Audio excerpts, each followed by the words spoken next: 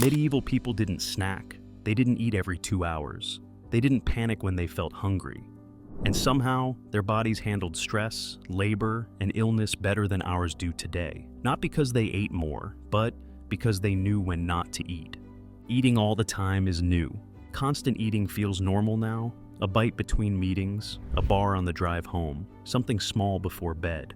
Food is always within reach, and we're told that steady intake keeps energy stable. But this pattern is brand new in human history. For medieval people, eating was structured by reality. Meals happened when food was available and when work allowed it. Long gaps between meals weren't a strategy. They were simply how life worked. Breakfast wasn't guaranteed. Lunch depended on labor. Dinner depended on supplies. And the body adapted to those gaps. What medieval fasting actually looked like. Medieval fasting wasn't extreme or dramatic. It wasn't about pushing limits or punishing the body. It was routine. Religious fast days were common. Seasonal shortages were expected. Travel, labor, and weather often delayed meals.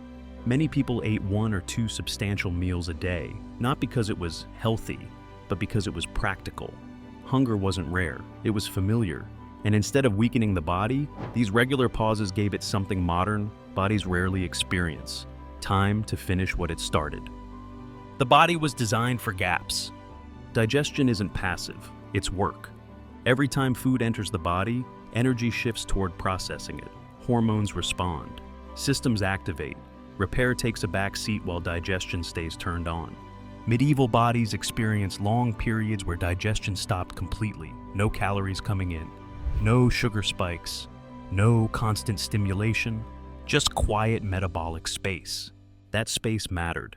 It allowed repair to happen fully. It gave organs time to reset. It trained the body to switch smoothly between feeding and fasting without panic or fatigue. Hunger wasn't a crisis, it was a signal. Hunger meant something different back then. Today, hunger is treated like an emergency. A dip in energy triggers a snack. A growling stomach is seen as a problem to solve immediately. Medieval people didn't have that option. Hunger was expected between meals. It didn't mean weakness. It didn't mean the body was failing. It meant digestion had finished, and the system was ready for the next task. Over time, the body learned to function calmly in that state. Energy stayed stable, focus sharpened, movement continued. Hunger didn't weaken the body, it trained it. The first sign. Something changed. Now compare that to modern eating patterns. Food never stops coming in. Digestion never fully shuts off. Hormones stay elevated, energy fluctuates, fatigue builds quietly. We snack to avoid discomfort, but the discomfort isn't the problem. The constant interruption is. And that's the first clue something fundamental shifted, because the medieval body didn't get stronger by eating more often. It got stronger by knowing when to stop. And once we understand what those pauses did for the body, the weakness of modern snacking starts to make sense. Snacking was never the plan. Modern eating isn't built around meals anymore. It's built around access. Food is everywhere. Desks, cars, bags, nightstands.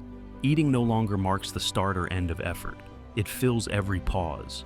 We eat when bored, stressed, distracted, or tired. Not because the body asked, but because food is available.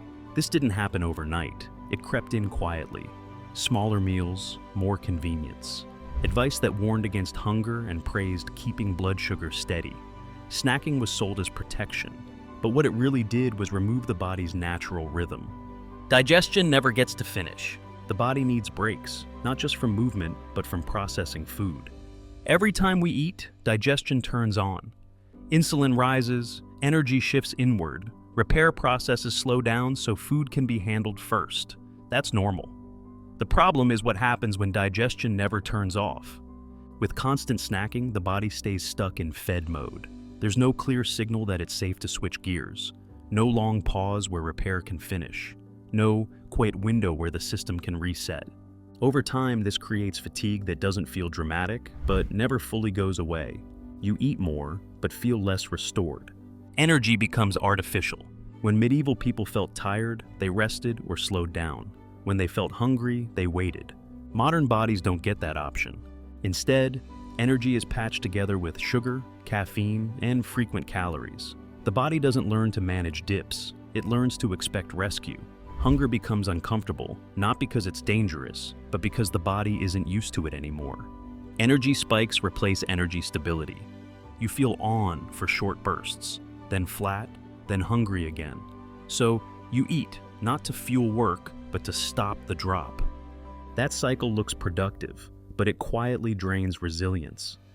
The metabolic cost of constant comfort. Snacking didn't just change how often we eat. It changed how the body interprets signals. Hunger used to mean digestion is done. Now it means something is wrong. The body becomes less flexible. It struggles to switch between fuel sources. Small delays in eating feel dramatic. Energy crashes come faster. Fat storage increases, not because people eat too much at meals, but because the system never fully rests. Medieval bodies were trained by repetition to tolerate gaps. Modern bodies are trained to avoid them, and the body adapts to what it practices. Why weakness feels normal now. This is why modern weakness doesn't feel like collapse. It feels like background noise, low-level fatigue, foggy focus, joint stiffness, energy that fades halfway through the day. None of it seems extreme, so it gets ignored. But these are signs of a system that never gets to finish repairing itself. Strength doesn't disappear suddenly. It erodes slowly when recovery is interrupted over and over again. Medieval fasting created space. Modern snacking fills it, the quiet trade we made. In trying to eliminate discomfort, we removed something essential. We traded short-term comfort for long-term resilience. We smoothed out hunger, but flattened recovery. We avoided gaps and lost strength we didn't realize depended on them.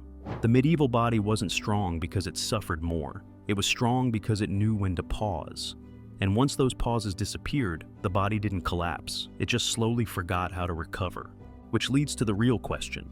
If constant eating weakens the body over time, what exactly did fasting give medieval bodies that modern ones are missing? Fasting was never starvation. One of the biggest misunderstandings about medieval eating patterns is the idea that fasting meant deprivation. It didn't. Medieval fasting wasn't about pushing the body to collapse. It was about structured absence, periods where food stopped coming in long enough for the body to finish its work. These pauses were predictable, repeated, and built into life through routine, religion, and circumstance. The body learned something important during those gaps. It learned that hunger wasn't a threat. And because it wasn't a threat, the system stayed calm. That calm is where resilience begins. Recovery happens when digestion stops. Strength doesn't grow while the body is busy processing food. It grows when the body has space to repair. When digestion pauses, energy shifts outward again. Cleanup begins. Damaged cells are recycled. Inflammation settles. Systems recalibrate. None of this happens efficiently when the body is constantly managing incoming calories. Medieval bodies experience these repair windows regularly, not once a month, not as a reset, as a normal part of living. Modern bodies rarely do. And without that space, strength becomes superficial. Muscle may grow, endurance may improve briefly, but the deeper systems, the ones that hold everything together, fall behind. Why fasting made bodies more durable? Fasting trained flexibility. Medieval bodies learned to function without constant input. They moved, worked, and focused while mildly hungry. That trained metabolic calm. The body didn't overreact to dips in energy. It didn't panic. It adapted. That adaptability made bodies harder to break.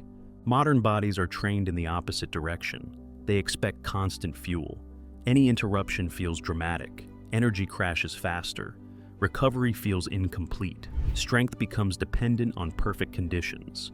Remove those conditions and the system struggles. Modern weakness isn't a moral failure. This isn't about discipline or toughness or willpower. Modern bodies are doing exactly what they were trained to do. They were taught that hunger is dangerous, that energy must be constant, and that discomfort should be avoided. The result isn't collapse, it's fragility. A body that needs constant input becomes sensitive. A body that never rests, digestion becomes inefficient. Over time, that inefficiency shows up as fatigue, inflammation, and reduced resilience. Medieval bodies weren't stronger because people were better. They were stronger because the system worked differently. What can actually be recovered today? This isn't a call to starve or live like it's the 12th century, but it is a reminder that the body still responds to the same signals it always has. spacing meals, letting hunger rise and fall without immediately reacting, allowing digestion to fully shut off for parts of the day, eating deliberately instead of constantly. These aren't extreme interventions. They are restorations of rhythm, and rhythm is what the medieval body had that the modern body lost. The strength that comes from pausing. Real strength isn't built by constant stimulation. It's built by cycles, effort and rest, eating and not eating, stress and recovery. Medieval fasting didn't weaken the body. It taught it when to stop and when to repair. Modern snacking does the opposite. It keeps the system busy, comfortable, and quietly exhausted. The body doesn't need more fuel. It needs more time. Time to finish digesting, time to repair, time to adapt.